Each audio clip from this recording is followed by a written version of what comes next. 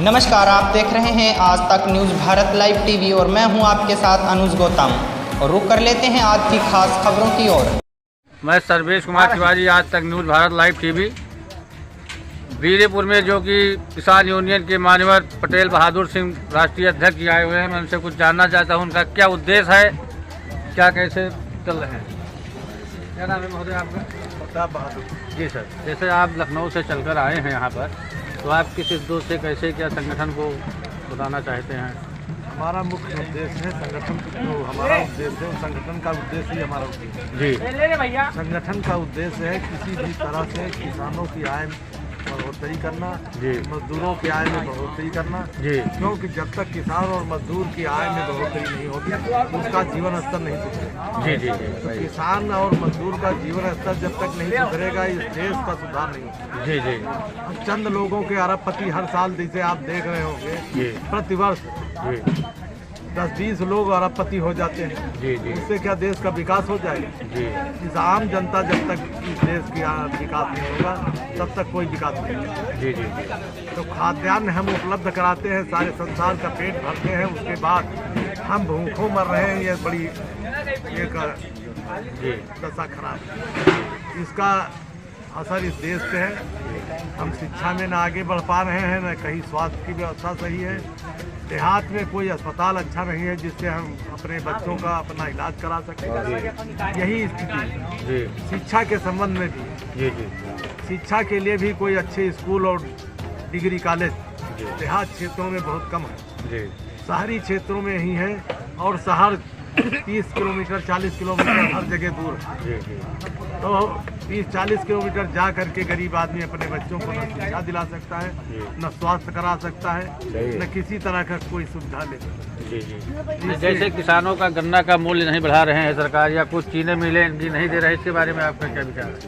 ये भाई एक तरह का अन्याय हो रहा है किसानों के साथ। जी। हर फसल पे अन्याय हो रहा है जी इस देश में। जी धान के बाद सबसे सर्वाधिक रूप से गन्ना ही पैदा होता है जी और 7-8 जिलों को छोड़ करके जी पूरे प्रदेश में जी बड़े पैमाने पर देश के सबसे नंबर 1 पे गन्ना इस प्रदेश में होता है। जी और यहाँ रेट बहुत कम बढ़ाया जाता है या बिल्कुल नहीं बढ़ाया जाता है। जी ये सरकार की कमी नहीं है, जी ये किसान की कमी है। जी ये किसान की जमीन है। किसान की कमी। जी किसानों को चाहिए कि वो एक रोड पे आवे जी और कहें कि बढ़ाओ।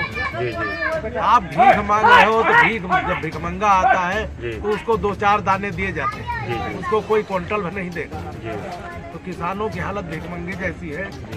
उनको चाहिए आंदोलन बड़ा करना जी और सरकारी कामकाज बंद कराना चाहिए। जी जी मिल क्यों चल रहा है? जी जब एक मिल वाला 2 साल में दूसरा मिल खोल लेता है जी। और एक किसान जो 10 बीघे का है वो हर साल 2 साल में बीघे खेत बेच लेता है, ये ऐसा क्यों?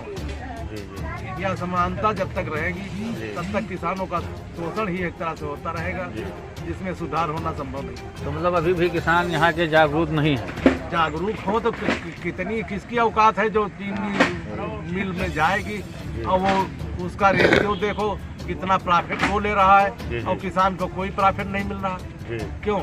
जी भाई आप देख रहे हैं एक क्विंटल पर कितना पैदावार में कितनी लागत लगती है और उसको छीलने बनाने के लेके वहाँ ले जाने में कितना लगता जी जी है। उसके बाद उसको कोई लाभ मिलना चाहिए जी कि वो 2% लाभ पे जिंदा रह सकता है, 5% लाभ पे जिंदा रह सकता है। जी हमारा ही अनाज खरीद करके जो अन्य चीजें जो पैदा होती हैं सारी चीज देश के अंदर सुई से लेके हवाई जहाज तो जितना सामान है, जी चाहे जिस तरह का सामान हो उसका रेट जो फैक्ट्री मालिक तय करता है और किसान का जो कीमत है वो सरकार तय करती है, बनिए तय करते हैं। तो कैसे विकास होगा सरकार? नहीं, ये किसान तो बनिए के ही दुकान से लाते हैं, जैसे गेहूं का बिया हुआ, सरसों का बिया हुआ, ये सरकारी गोदाम से उठाते नहीं हैं। नहीं, सरकारी गोदाम से उठाते हैं और सरकारी गोदाम उपलब्ध ही नहीं करा पा रहे हैं। जी अभी हम आ रहे हैं यहाँ, ये गांव है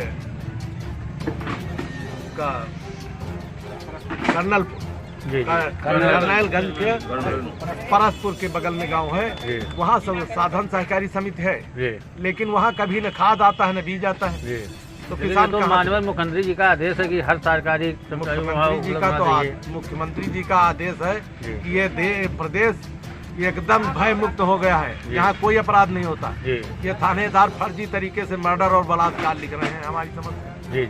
ये तो आप खुद पत्रकार हैं, अखबार में देखो रोज आता है, 2-4 मर्डर होते हैं, तमाम बलात्कार हो रहे हैं, लोगों को रास्ता नहीं चलने दिया जा रहा है, बदला बेइज्जती की जाती है, तो कहाँ से कल्याण होगा?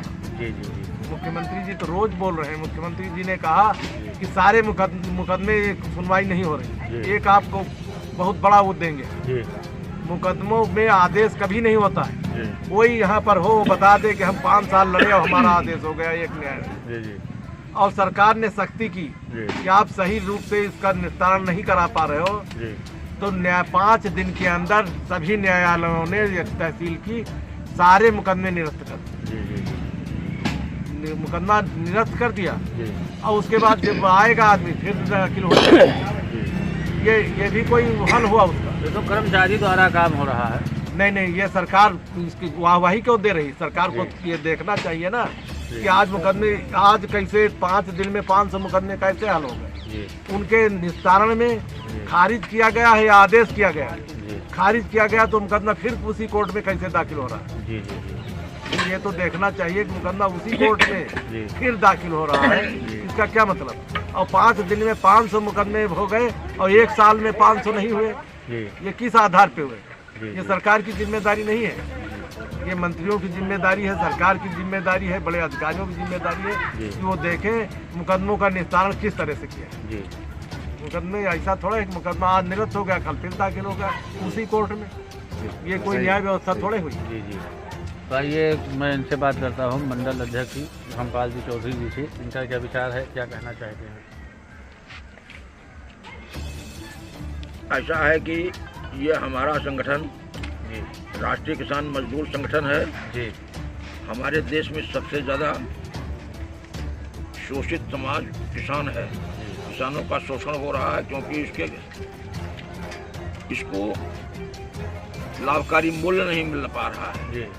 सारे व्यापारी और जो है फैक्ट्री ओनरों को लाभकारी मूल्य सरकार दिला रही है, लेकिन किसानों को लाभकारी मूल्य के बजाय अलाभकारी मूल्य हर किस्म के कृषि उत्पाद पर मिल रहा है, जिससे हमारा किसानों का जीवन स्तर बहुत नीचे गिरता जा रहा है।